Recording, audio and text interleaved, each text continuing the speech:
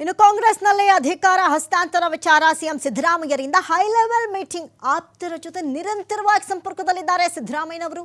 ನಿನ್ನೆ ದೆಹಲಿಯಲ್ಲೂ ಆಪ್ತರ ಜೊತೆ ಸಿದ್ದರಾಮಯ್ಯನವರು ಮೀಟಿಂಗ್ ಮಾಡ್ತಾ ಇದ್ರು. ಹೈಕಮಾಂಡ್ ಮೀಟಿಂಗ್ ನಂತರವೂ ಆಪ್ತರ ಜೊತೆ ಭಾರಿನೇ ಸಮಾಲೋಚನೆಯನ್ನ ಸಿಎಂ ನಡೆಸ್ತಾ ಇದ್ದಾರೆ. ಕೆಜೆ ಜಾರ್ಜ್ ಮನೆಯಲ್ಲಿ ಆಪ್ತರೊಂದಿಗೆ ಸಮಾಲೋಚನೆ ನಡೆಸ್ತಾ ಇದ್ದಾರೆ ಸಿಎಂ. ದೆಹಲಿಯಲ್ಲಿ ನಡೆದಿದ್ದ ಸಭೆಯಲ್ಲಿ ಸಿದ್ದರಾಮಯ್ಯ ಆಪ್ತರಿಂದ ಭಾರಿ ಒತ್ತಡ ಕೇಳಿಬಂದಿದೆ. ರಾಜೀನಾಮೆ ಕೊಡಬೇಡಿ, ಆಗಿದ್ದಾಗಲಿ ನಾವಿದ್ದೀವಿ ನಿಮ್ಮ ಸಪೋರ್ಟ್ಗೆ, ನಾವಿದ್ದೀವಿ ನಿಮ್ಮ ಜೊತೆಯಲ್ಲಿ, ನಾವು ಆವಾಗಿನಿಂದಲೂ ಇದ್ದೀವಿ, ಇನ್ನು ಮುಂದೆಯೂ ಇರ್ತೀವಿ, ನೀವು ಕೊಡಬೇಡಿ ಅಂತ ಪಟ್ಟು ಹಿಡಿದಿದ್ದಾರೆ. ಆದರೆ ಇಲ್ಲಿ ಸಿದ್ದರಾಮಯ್ಯನವರು ಮೊದಲಿನಿಂದಲೂ ಹೇಳಿರೋದೇ ಬೇರೆ. ಹೈಕಮಾಂಡ್ ಏನು ನಿರ್ಣಯ ಮಾಡುತ್ತೋ ನಾನು ಅದನ್ನು ಪಾಲಿಸ್ತೀನಿ ಅಂತ. ಈಗ ಹೈಕಮಾಂಡ್ ನಿರ್ಣಯ ಮಾಡಾಗಿದೆ, ಈಗ ಸಿದ್ದರಾಮಯ್ಯನವರು ಪಾಲಿಸಲ್ವಾ? ಯಾಕಂತ ಹೇಳಿದ್ರೆ ಸಚಿವರು ಹೇಳ್ಬೋದು, ಒಂದಷ್ಟು ಸಚಿವರಿಗೆ ಭಯ ಕೂಡ ಇದೆ. ಯಾಕಂತ ಹೇಳಿದ್ರೆ ಸಿಎಂ ಅವರ ಆಪ್ತ ಬಣದಲ್ಲಿ ಗುರುತಿಸ್ಕೊಂಡಿದ್ದಾರೆ. ಈಗ DKC ಸಿಎಂ ಪಟ್ಟದಲ್ಲಿ ಕೂತ್ರೆ ತಮ್ಮಗಳಿಗೆ ಸಿಗಬೇಕಾದ ಸ್ಥಾನಮಾನ ಏನಾಗುತ್ತೆ? ಜೊತೆಗೆ ಆಪ್ತ ಬಣದಲ್ಲೇ ಗುರುತಿಸ್ಕೊಂಡಿರೋದ್ರಿಂದ DKC ಅವರ ಕೆಂಗಣ್ಣಿಗೆ ಗುರಿ ಆಗಬೇಕಾಗತ್ತೆ. ಮುಂದೆ ಸ್ಥಾನಮಾನ ಕಳೆದುಕೊಳ್ಳುವಂಥ ಸಾಧ್ಯತೆ ಇದೆ.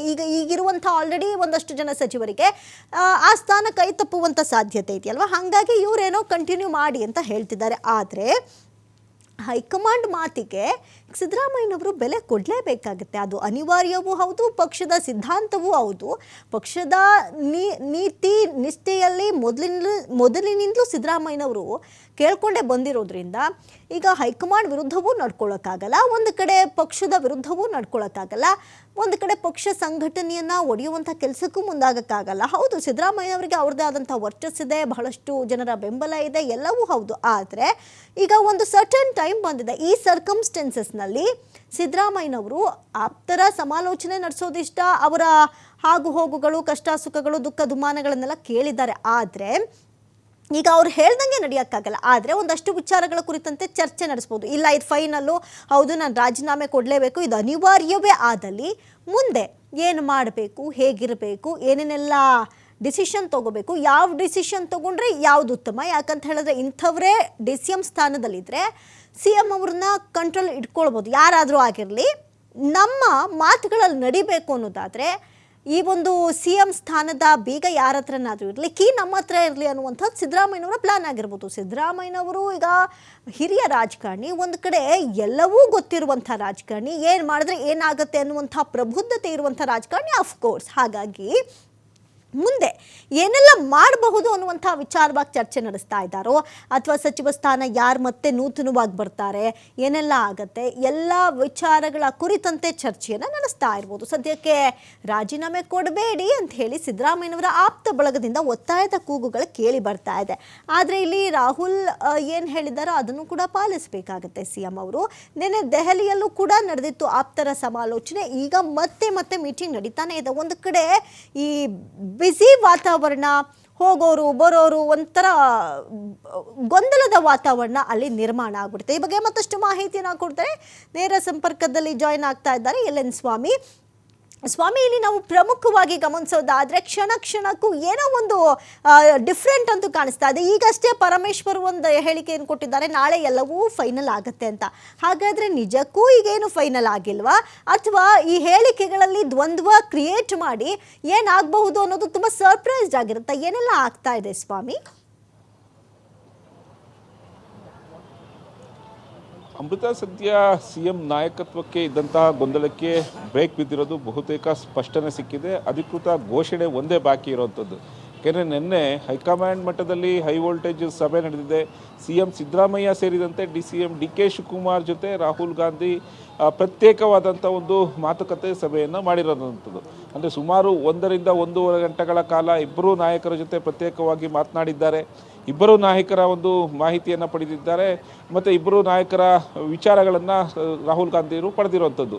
ಅಂದರೆ CM ಬದಲಾವಣೆ ಆದಂಥ ಪರಿಸ್ಥಿತಿಯಲ್ಲಿ ಯಾವೆಲ್ಲ ಒಂದು ಅಸಮಾಧಾನಗಳು ಸ್ಫೋಟ ಆಗ್ಬೋದು, ಬದಲಾವಣೆ ಆಗದಿದ್ದರೆ ಯಾವ ರೀತಿ ಒಂದು ಅಸಮಾಧಾನ ಹೆಚ್ಚಾಗ್ಬೋದು ಎಂಬ ಸಂಪೂರ್ಣ ಮಾಹಿತಿಯನ್ನು ಈಗ ಹೈಕಮಾಂಡ್ ನಾಯಕರು ಎಲ್ಲ ಮಾಹಿತಿಯನ್ನು ಸಂಗ್ರಹ ಮಾಡಿರೋದು. ಈ ಹಿನ್ನೆಲೆಯಲ್ಲಿ ಇಬ್ಬರು ಕಡೆಯಿಂದ ವಿವರಗಳನ್ನು ರಾಹುಲ್ ಗಾಂಧಿ ಸ್ವತಃ ಪಡೆದಿರುವಂಥದ್ದು.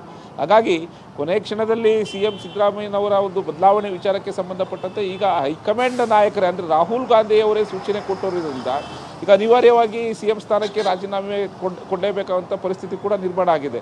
ಅಂದರೆ ಇಷ್ಟು ದಿನ CM ಸಿದ್ದರಾಮಯ್ಯನವರು ಪದೇ ಪದೇ CM ಕುರ್ಚಿ ವಿಚಾರಕ್ಕೆ ಸಂಬಂಧಪಟ್ಟಂತೆ CM ಅಧಿಕಾರ ಬದಲಾವಣೆ ಸಂಬಂಧಪಟ್ಟಂತೆ ಯಾವಾಗಲೂ ಹೇಳ್ತಿದ್ದು ರಾಹುಲ್ ಗಾಂಧಿಯವರು ಒಪ್ಪಿಗೆ ಕೊಟ್ಟರೆ ಹೇಳಿದರೆ ನಾನು ರಾಜೀನಾಮೆ ಕೊಡೋಕ್ಕೆ ಸಿದ್ಧ ಎಂಬ ಹೇಳಿಕೆಯನ್ನು ಕೊಡ್ತಾ ಇದ್ರು. ಇದು ರಾಹುಲ್ ಗಾಂಧಿಯವ್ರಿಗೂ ಒಂದು ರೀತಿ ಸವಾಲಾಗಿತ್ತು. ಈ ಹಿನ್ನೆಲೆ ಯಾವಾಗ ಸಭೆ ಮಾಡಿದ್ರು ಈಗ ರಾಹುಲ್ ಗಾಂಧಿಯವರಿಂದನೇ ಸ್ಪಷ್ಟವಾದಂಥ ಒಂದು ಸಂದೇಶ ಸಿಕ್ಕಿರೋಂಥದ್ದು ಅಂದರೆ CM DK ಶಿವಕುಮಾರ್ಗೂ ಒಂದು ಅವಕಾಶ ಕೊಟ್ಟು ನೋಡೋಣ ಎಂಬ ವಿಚಾರವನ್ನು ಇಟ್ಕೊಂಡು ಕೆಲವೊಂದು ಆಫರ್ಗಳನ್ನು ಅಂದರೆ CM ಸಿದ್ದರಾಮಯ್ಯನವ್ರಿಗೆ ರಾಜ್ಯಸಭೆಗೆ ಬನ್ನಿ, ಜೊತೆಗೆ ತಮ್ಮ ಪುತ್ರ ಯತೀಂದ್ರ ಅವರಿಗೆ ಒಂದು ಉನ್ನತವಾದಂಥ ಆ ಸ್ಥಾನವನ್ನು ಕೊಡ್ತೀವಿ ಅಂದರೆ DCM ಆಗಿ ಮಾಡಲಾಗುತ್ತೆ ಎಂಬ ಆಫರ್ಗಳನ್ನು ಈಗ CM ಸಿದ್ದರಾಮಯ್ಯನವ್ರನ್ನೇ ಮುಂದೆ ಇಟ್ಟಿರುವಂಥದ್ದು. ಈ ಹಿನ್ನೆಲೆಯಲ್ಲಿ CM ಸಿದ್ದರಾಮಯ್ಯನವರು ಅಧಿಕೃತವಾಗಿ CM ಸಿದ್ದರಾಮಯ್ಯ ಆಗ್ಬೋದು ಅಥವಾ ಹೈಕಮಾಂಡ್ ನಾಯಕರೇ ಆಗ್ಬೋದು ಯಾರೂ ಕೂಡ ಅಧಿಕೃತವಾಗಿ ಹೇಳ್ದಲೇ ಇದ್ದರು ಸೂಚನೆಯ ಒಂದು ಸಂದೇಶ ಅಂತೂ ಸಿಕ್ಕಿರೋದು ಸ್ಪಷ್ಟವಾಗಿರೋದೆ. ಹಾಗಾಗಿ ಯಾವಾಗ ರಾಜೀನಾಮೆ ಕೊಡ್ತಾರೆ DCMಗೆ, ಯಾವಾಗ ಪಟ್ಟ ಕಟ್ಟೋದು ಅನ್ನೋದು ದಿನಾಂಕ ನಾಳೆ ಹೈಕಮಾಂಡ್ ನಾಯಕರು ರಾಜ್ಯಕ್ಕೆ ಬರ್ತಾರೆ. ಬಂದಂಥ ಸಂದರ್ಭದಲ್ಲಿ ಸುದ್ದಿಗೋಷ್ಠಿಯನ್ನು ನಡೆಸುವ ಸಾಧ್ಯತೆಗಳು ಇದೆ. ಅಲ್ಲಿ ಸಂಪೂರ್ಣವಾದಂಥ ಒಂದು ಮಾಹಿತಿಯನ್ನು ಹೈಕಮಾಂಡ್ ನಾಯಕರೇ ಅಧಿಕೃತವಾಗಿ ಹೊರಹಾಕ್ತಾರೆ. ಹಾಗಾಗಿ ಇಲ್ಲಿವರೆಗೂ ಅಂದರೆ CM ಕುರ್ಚಿ ಸ್ಥಾನ ವಿಚಾರಕ್ಕೆ ಸಂಬಂಧಪಟ್ಟಂತೆ ಇದ್ದಂತಹ ಗೊಂದಲಕ್ಕೆ ಈಗ ಸಂಪೂರ್ಣವಾಗಿ ಬ್ರೇಕ್ ಬಿದ್ದಿರೋವಂಥದ್ದು. ಈ ಹಿನ್ನೆಲೆಯಲ್ಲಿ ಹೈಕಮಾಂಡ್ ನಾಯಕರು ಮುಂದೆ ಯಾವ ರೀತಿ ಒಂದು ನಡ್ಕೊಳ್ತಾರೆ, ಯಾರಿಗೆಲ್ಲ ಒಂದು ಆ ಕ್ಯಾಬಿನೆಟ್ ರಿಷಫಲ್ ಆದಂಥ ಸಂದರ್ಭದಲ್ಲಿ ಯಾವ ರೀತಿ ಹೊಸಬರಿಗೆ ಅವಕಾಶ ಕೊಡ್ತಾರ, ಅದರ ಸುಮಾರು 15ರಿಂದ 18 ಜನ ಸಚಿವರನ್ನು ಸಚಿವ ಸಂಪುಟದಿಂದ ಕೈ ಬಿಡ್ತೀರಾ ಅನ್ನೋದು ಸಾಕಷ್ಟು ಕುತೂಹಲ ಮೂಡಿಸಿರುವಂಥದ್ದು. ಅಮೃತ. Okay, L N. ಸ್ವಾಮಿ, ನಾವಿಲ್ಲಿ ಪ್ರಮುಖವಾಗಿ ಗಮನಿಸೋದಾದ್ರೆ ಈಗಾಗಲೇ ಇವತ್ತು DKಶಿ ಮಧ್ಯಾಹ್ನ 3:30 ಸರಿಸುಮಾರಿಗೆ ಬರ್ತಾರೆ ಅನ್ನುವಂಥ ನಿರೀಕ್ಷೆ ಇತ್ತು. ಆದರೆ ಇದ್ದಕ್ಕಿದ್ದಂತೆ ಅದು ನಾಳೆ ಬೆಳಿಗ್ಗೆ ಪೋಸ್ಟ್ಪೋನ್ ಆಗ್ತಾ ಇದೆ. ಈಗಾಗಲೇ CM ತಡರಾತ್ರಿಯೇ ಆಗಮಿಸಿದ್ರು. DCM ಅಲ್ಲೇ ಇರೋದು ಯಾಕಿರಬಹುದು? ಮತ್ತೇನಾದರೂ ಮತ್ತೊಂದು ಸುತ್ತಿನ ಸಭೆಗಳೇನಾದರೂ ಇದೆಯಾ? ಪ್ರತ್ಯೇಕ ಮಾತುಕತೆ ಇದೆಯಾ? ಏನು ಸಮಾಚಾರ?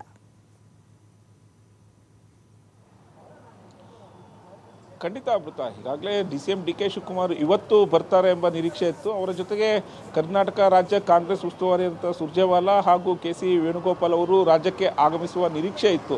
ಆದರೆ ಕೊನೆ ಕ್ಷಣದಲ್ಲಿ ಒಂದಿಷ್ಟು ಬದಲಾವಣೆಗಳನ್ನು ಮಾಡಿಕೊಂಡಿದ್ದಾರೆ. ಇವತ್ತು ಕೂಡ ದೆಹಲಿಯಲ್ಲಿ ವಾಸ್ತವ್ಯವನ್ನು ಹೂಡಲಿದ್ದಾರೆ DCM DK ಶಿವಕುಮಾರ್. ಅಂದರೆ ಮತ್ತೆ ಹೈಕಮಾಂಡ್ ನಾಯಕರ ಜೊತೆ ಒಂದಿಷ್ಟು ಮಾತುಕತೆ ಮಾಡಿ ಸಭೆಯನ್ನು ಮಾಡಿ ಯಾವಾಗ ದಿನಾಂಕ ಸೇರಿದಂತೆ ಮುಂದೆ ಅಂದರೆ ಕ್ಯಾಬಿನೆಟ್ ವಿಚಾರಕ್ಕೆ ಸಂಬಂಧಪಟ್ಟಂತೆ ಸಂಪೂರ್ಣವಾದಂಥ ಒಂದು ಚರ್ಚೆಯನ್ನು ಮಾಡಿ ಎಲ್ಲದಕ್ಕೂ ಒಂದೇ ಬಾರಿ ಫುಲ್ ಸ್ಟಾಪ್ ಹಾಕಬೇಕು ಎಂಬ ಮನವಿಯನ್ನು ಹೈಕಮಾಂಡ್ ನಾಯಕರ ಜೊತೆ ಮತ್ತೆ ಮನವಿ ಮಾಡುವ ಸಾಧ್ಯತೆಗಳು ಇದೆ. ಯಾಕೆಂದರೆ ಇವತ್ತು ಕೂಡ ದೆಹಲಿಯಲ್ಲೇ ವಾಸ್ತವ್ಯ ಹೂಡಿದ್ದಾರೆ ಅಂದರೆ ಅದರ ಅರ್ಥ ಹೈಕಮಾಂಡ್ ನಾಯಕರ ಜೊತೆ ಮಾತಾಡಬೇಕು, ಮತ್ತೊಂದು ಸುತ್ತಿನ ಮಾತುಕತೆ ಮಾತಾಡಬೇಕು. ಯಾಕೆಂದರೆ ಮುಂದಿನ ಜವಾಬ್ದಾರಿಗಳು ಸವಾಲುಗಳಿಗೆ ಸಂಬಂಧಪಟ್ಟಂತೆ ಒಂದಿಷ್ಟು ಚರ್ಚೆಯನ್ನು ಹೈಕಮಾಂಡ್ ನಾಯಕರ ಜೊತೆ ಮಾಡಬೇಕಾಗುತ್ತೆ.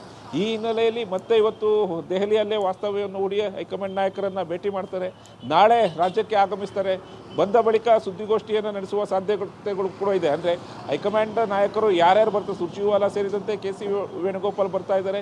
ಇವ್ರ ಜೊತೆ ಬೇರೆ ನಾಯಕರು ಬಂದು ಸಹ ಎಲ್ಲರೂ ಒಟ್ಟುಗೂಡಿ ಒಂದು ಸುದ್ದಿಗೋಷ್ಠಿಯನ್ನು ನಡೆಸುವ ಸಾಧ್ಯತೆಗಳು ಇದೆ. ಯಾಕೆಂದರೆ ನಿನ್ನೆ ಸಭೆಯ ಬಳಿಕ ಒಂದಿಷ್ಟು ಚರ್ಚೆಗಳು ಆಗಿದೆ. CM ಸಿದ್ದರಾಮಯ್ಯನವರು ಆಪ್ತರು ಸೇರಿ ಒಂದು ಡಿನ್ನರ್ ಮೀಟಿಂಗನ್ನು ಮಾಡಿದ್ದಾರೆ. ಡಿನ್ನರ್ ಮೀಟಿಂಗಲ್ಲೂ ಒಂದಿಷ್ಟು ಒತ್ತಡಗಳನ್ನು CM ಸಿದ್ದರಾಮಯ್ಯವ್ರ ಮೇಲೆ ಹಾಕಿರುವಂಥದ್ದು. ಅಂದರೆ ರಾಜೀನಾಮೆ ಕೊಡೋದು ಬೇಡ, ಮತ್ತು ಹೈಕಮಾಂಡ್ ನಾಯಕರ ಜೊತೆ ಮಾತನಾಡೋಣ, ಮತ್ತೊಂದು ಪ್ರಯತ್ನ ಪಡೋಣ ಎಂಬ ವಿಚಾರವನ್ನು CM ಸಿದ್ದರಾಮಯ್ಯನವರ ಮುಂದೆ ಇಟ್ಟಿರುವಂಥದ್ದು. ಇದು ಎಲ್ಲವನ್ನೂ ಕೂಡ CM ಸಿದ್ದರಾಮಯ್ಯನವರು ತಮ್ಮ ಆಪ್ತರಿಗೆ ಹೇಳಿರುವಂಥದ್ದು. ಅಂದರೆ ಸಭೆಯಲ್ಲೇ ಏನೆಲ್ಲ ಚರ್ಚೆ ಆಯಿತು, ಯಾವ ರೀತಿಯ ಒಂದು ಸಂದೇಶವನ್ನು ಕಳಿಸಿದ್ದಾರೆ ಎಂಬ ವಿಚಾರವನ್ನು ತಮ್ಮ ಆಪ್ತರ ಬಳಿ ಹೇಳ್ಕೊಂಡಿರುವಂಥದ್ದು. ಈ ಹಿನ್ನೆಲೆಯಲ್ಲಿ ಆ ಸಭೆಗಳ ಮೇಲೆ ಸಭೆ ಆಗಿರೋದ್ರಿಂದ ಮುಂದೆ ಯಾವುದಕ್ಕೂ ಕೂಡ ಅಸಮಾಧಾನ ಆಗ್ಬಾರ್ದು, ಪಕ್ಷಕ್ಕೆ ಡ್ಯಾಮೇಜ್ ಆಗಬಾರ್ದು ಎಂಬ ಸ್ಪಷ್ಟ ಸಂದೇಶವನ್ನು ಹೈಕಮಾಂಡ್ ನಾಯಕರ ಬಳಿಯೇ ಒಂದು ಸಂದೇಶವನ್ನು ಕೊಡಿ ಎಂಬ ಮನವಿಯನ್ನು DCM DK ಶಿವಕುಮಾರ್ ಕೂಡ ಮಾಡುವ ಸಾಧ್ಯತೆಗಳು ಇದೆ. ಜೊತೆಗೆ ಇವತ್ತು CM ಸಿದ್ದರಾಮಯ್ಯನವರು ಕೂಡ ತಮ್ಮ ಆಪ್ತರ ಸಚಿವರ ಜೊತೆ ಇವತ್ತು ಕೂಡ ಒಂದಿಷ್ಟು ಚರ್ಚೆ ಮಾಡುವ ಸಾಧ್ಯತೆಗಳು ಇದೆ. ಯಾಕೆಂದರೆ ನಿನ್ನೆ ತಡರಾತ್ರಿ CM ಸಿದ್ದರಾಮಯ್ಯನವರು ರಾಜ್ಯಕ್ಕೆ ವಾಪಸ್ ಆಗಿದ್ದಾರೆ. ವಾಪಸ್ ಬಂದ ಬಳಿಕವೂ ತಮ್ಮ ಆಪ್ತ ಸಚಿವರ ಜೊತೆ ತಡರಾತ್ರಿವರೆಗೂ ಒಂದು ಸಭೆಯನ್ನು ಮಾಡಿದ್ದಾರೆ. ಸಭೆಯ ಬಳಿಕ ತಮ್ಮ ನಿರ್ಧಾರ ಏನು ಎಂಬ ಇನ್ನಷ್ಟು ಚರ್ಚೆ ಮಾಡಬೇಕಾಗಿರೋದ್ರಿಂದ ಈಗಲೂ ಕೂಡ ತಮ್ಮ ಆಪ್ತ ಸಚಿವರು CM ಭೇಟಿಗೆ ಆಗಮಿಸಲಿದ್ದು ಆ ಬಳಿಕ ಇನ್ನಷ್ಟು ಚರ್ಚೆ ಮಾಡುವ ಸಾಧ್ಯತೆಗಳು ಕೂಡ ಹೆಚ್ಚಾಗಿದೆ. ಅಮೃತ. ಥ್ಯಾಂಕ್ ಯು ಸ್ವಾಮಿ ತಮ್ಮೆಲ್ಲ ಡೀಟೇಲ್ಸ್ಗಾಗಿ.